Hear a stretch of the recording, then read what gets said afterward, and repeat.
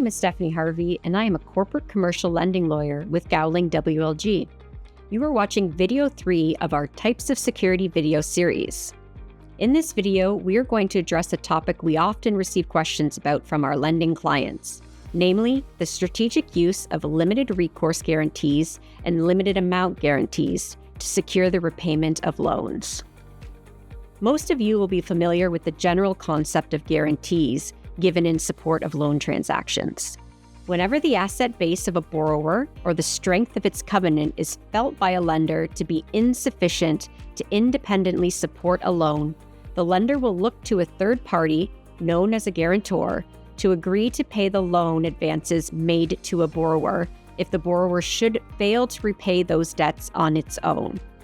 The most common type of guarantee, and the most beneficial to the lender, is an unlimited and unconditional guarantee.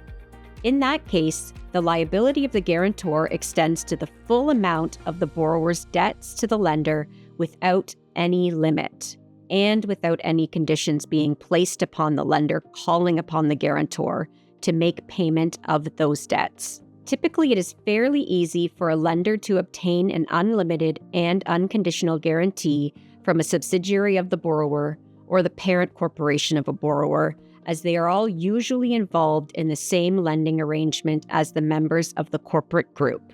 However, there are times when an individual person asked to provide a guarantee may be reluctant to take on an unlimited and unconditional burden. This is especially true if the prospective guarantor is a third party or family member with a limited involvement in the business of the borrower. Similarly, the principal shareholder of a borrower may be willing to provide a guarantee to show the lender that he or she is committed to the business and has some skin in the game, so to speak, but be wary of providing an unlimited personal guarantee that could lead to personal bankruptcy if the business fails. In other cases, a person may be willing to pledge a specific asset in support of a business, but not all of its assets. Thus, sometimes lenders need to have some flexibility and consider some alternatives to unlimited and unconditional guarantees to bring a loan transaction together. One alternative type of guarantee is known as a limited guarantee or a limited amount guarantee, where, as you might expect, the liability of the guarantor to the lender is limited to a fixed maximum amount. The limit can be expressed as a maximum principal amount with interest accruing after the date of demand for payment and any costs of enforcement added to the guaranteed amount, or the limit can be expressed as an all-in amount of the borrower's debts regardless of the component elements of that indebtedness. Generally speaking, the limit can be tailored to the transaction and be in whatever amount is needed to provide the lender with sufficient support to the borrower's repayment covenant. Limited amount guarantees are ideally suited for individuals fully involved in a business who are asked to provide credit support. A limit of $1 million may be sufficient to evidence the principal's commitment to the repayment of the borrower's loan. Similarly, a designated maximum limit will also be useful for a family member not involved in the business who is asked to provide credit support. The limit will give that guarantor comfort in knowing that his or her exposure is limited to a known amount regardless of what the borrower does in increasing the borrower's debt levels over time, and regardless of any poor judgment or bad decisions made in terms of running the borrower's business.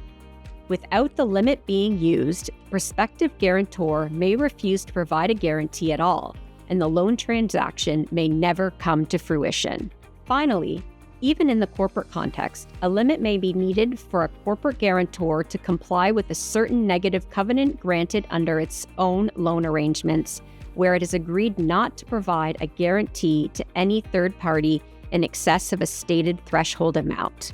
In addition, if the prospective corporate guarantor's business is related to the borrower's business, but only in a minor way, it will legitimately wish to cap its exposure and credit support.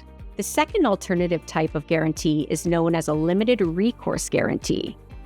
Typically, a limited recourse guarantee is one where the lender's recourse against the guarantor is limited to realizing upon a particular target asset, Although the guarantee may be unlimited in terms of amount of the borrower's indebtedness being guaranteed, the lender can only recover from the guarantor the amount realized upon the sale of that target asset.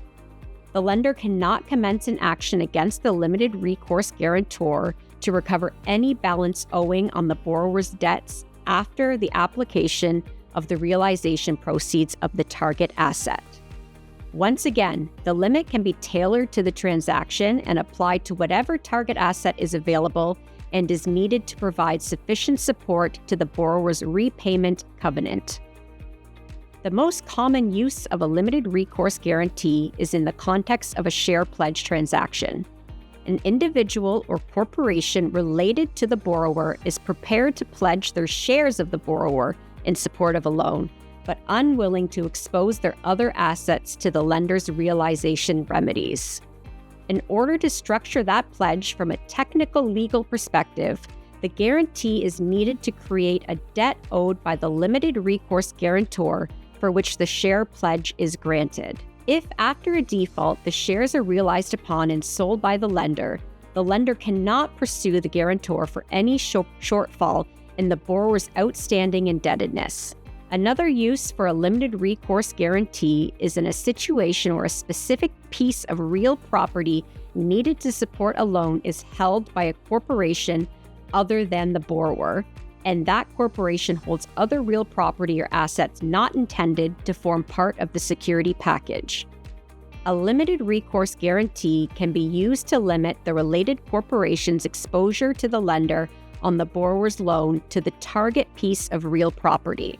Once again, if after a default the target real property is realized upon and sold by the lender cannot pursue the guarantor for any shortfall in the borrower's outstanding indebtedness. To recap the things we talked about in this session, a limited amount guarantee restricts a guarantor's liability for the debts of a borrower to the lender to a specific amount regardless of the components of that indebtedness. On the other hand, a limited recourse guarantee restricts a lender's recourse against the guarantor to realizing upon a particular target asset or assets. Although both of these specialty guarantees restrict the lender's rights and remedies in some fashion, they can be important tools to bring a loan transaction to completion when a requirement for an unlimited and unconditional guarantee cannot be granted for any reason. If you have any questions about any of the points discussed or their application to a specific fact situation, please reach out to me or any member of our Gowling WLG lending team.